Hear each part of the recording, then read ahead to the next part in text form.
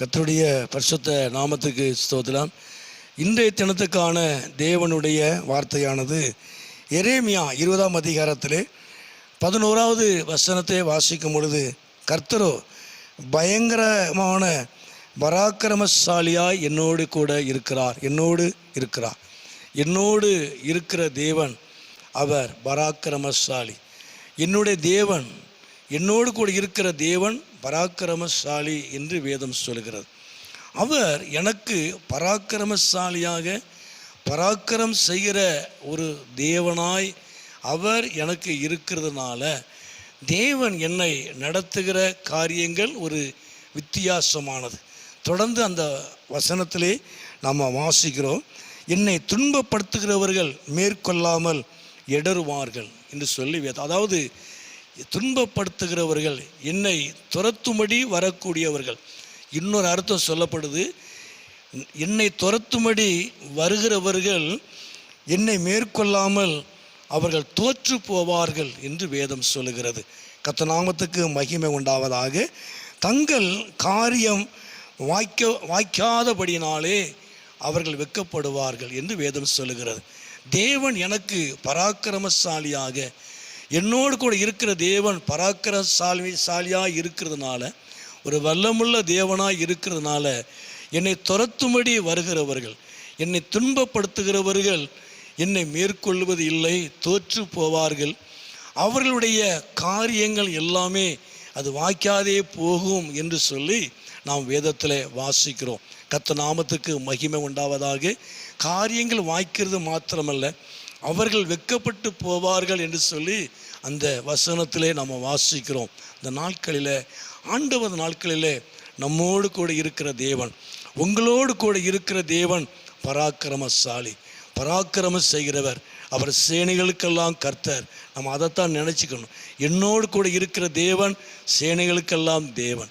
என்னோடு கூட இருக்கிற தேவன் பராக்கிரமம் செய்கிறவர், ஒரு வல்லமையான தேவன் என்னோடு கூட இருக்கிறாருங்கிற ஒரு நம்பிக்கை உங்களுக்கு வேணும். உங்களோடு கூட இருக்கிற தேவன் பராக்கிரமம் செய்கிறவர். அவர் உங்களோடு கூட இருக்கிறதுனால உங்களுக்கு விரோதமாக உங்களை துரத்தும்படி, உங்களை துன்பப்படுத்துகிறவர்கள், உங்களை துரத்துகிறவர்கள் உங்களை மேற்கொள்ள முடியாதபடிக்கு அவர்கள் தோற்று போவார்கள். அவங்களுடைய காரியங்கள் எதுவுமே வாய்ப்பது இல்லை. கர்த்தருக்கு மகிமை உண்டாவதாக. அவர்களுடைய காரியங்கள் வாய்க்காதபடியினால அவர்கள் வெட்கப்படுவார்கள், லட்சியம் அடைவார்கள், வேதனைப்படுவார்கள் என்று சொல்லி வேதத்தில் வாசிக்கிறோம். உண்மையாகவே உனக்கு விரோதமாய் உருவாக்கப்படும் எந்த ஆயுதமும் அது வாய்க்காதே போகும். காரணம் என்ன? ஆண்டவர் உங்களோடு கூட இருக்கிறார்.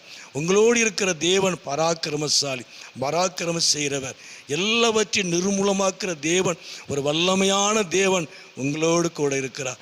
உங்களுக்கு விரோதமாய் உருவாக்கப்படும் எந்த ஒரு காரியமும் அது வாய்க்காதே போகும். உங்களை துரத்துகிறவர்கள், உங்களை துன்பப்படுத்துகிறவர்கள் உங்களை மேற்கொள்ள முடியாமல் தோற்று போவார்கள். அவங்களுடைய காரியம் எதுவுமே வாய்க்காது, அவங்க வெட்கப்பட்டு போவார்கள். கர்த்தர் உங்களோடு கூட இருந்து ஆண்டவர் உங்கள் வாழ்க்கையில் ஒரு பெரிய காரியத்தை செய்வார். அவர் உங்களுக்காக யுத்தம் பண்ணுவார். அவர் உங்களை ஆசீர்வதிப்பார். கர்த்தர் தாமே உங்களோடு கூட இருப்பாராக. ஜெபம் பண்ணுவோம். எங்களை அதிகமாக நேசிக்கிற நல்ல பிதாவே, அருமையான ஆண்டவரே, இந்த நேரத்துக்காக ஸ்தோத்திரம். இந்த சத்தத்தை கேட்டுக்கொண்டிருக்கிற அருமையான நம்முடைய பிள்ளைகளை, குடும்பங்களை என் ஆண்டவர் ஆசீர்வதியும்.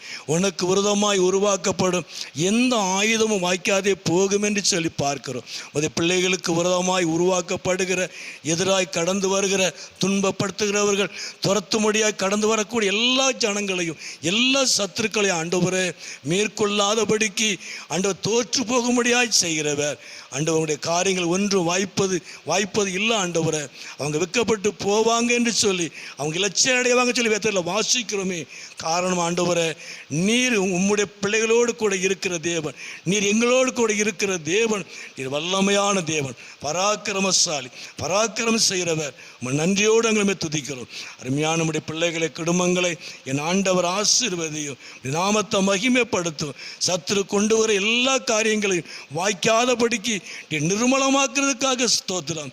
அருமையான நம்முடைய ஜனத்தை சகலத்திலையும் ஆசீர்வதித்து நீர் உயர்த்துவீராக. நீர் மகிமைப்படும். இயேசுவின் நாமத்தில் ஜெபிக்கிறோம் நல்ல பிதாவே. ஆமேன், ஆமேன்.